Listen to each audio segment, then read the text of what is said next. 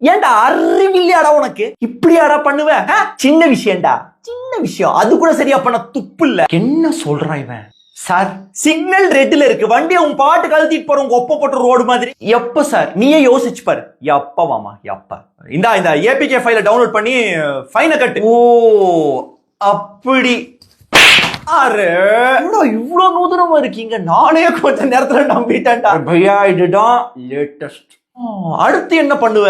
APK file download பண்ண உடனே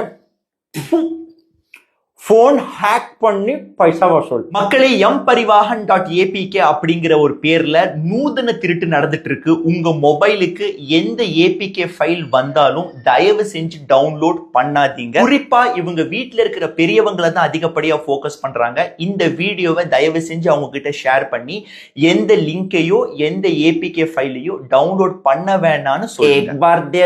பையா டப்பி சாத்திட்டு கிளம்பு.